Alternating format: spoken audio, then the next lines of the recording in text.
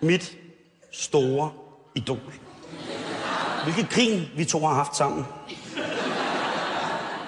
Godt nok med mig på den ene side af skærmen eller lærredet, og dig på den anden side af den elektroniske motorvej. Men nej, hvor har vi grinet. Hvor har vi holdt ved. Hvor har vi igen grinet. Hvor har du givet så uselvisk, rigtigt, og hvor har jeg taget imod. På alle fire.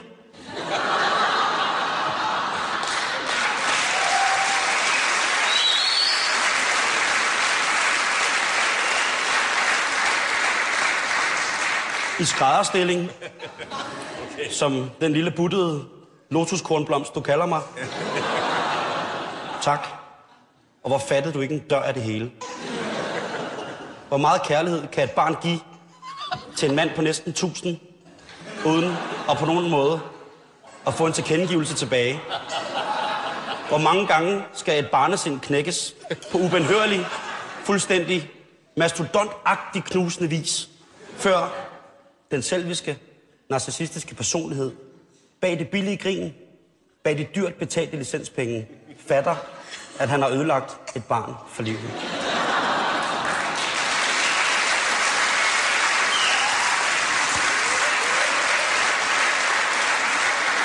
Behold, Jarl, ikke kun din kunst som kunstner, ikke blot dine skuespillertalenter, ikke blot dine værtslige tv-gaver, dit porøse, dit sande spændstige udtryk, der gang på gang har forført mig foran fjernsynet. Kun mig, et rivejern, et sæt startkabler og en trillebør med salpeter skal du straffes for. Men det, du laver i kælderen med din kunst, det er ikke kunst, Jarl. En kendt østrigsk kælderentreprenør, som hedder Josef, sagde på et tidspunkt, det er ikke larmen, der er problemet. Det er akustikken, der skal holdes nede.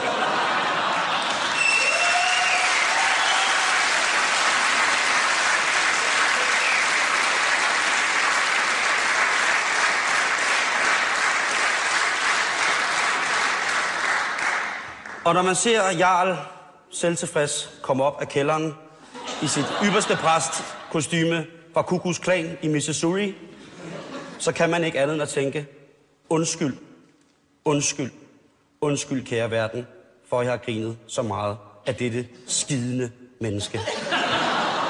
Mine damer og herrer, Jarl Friis Mikkelsen.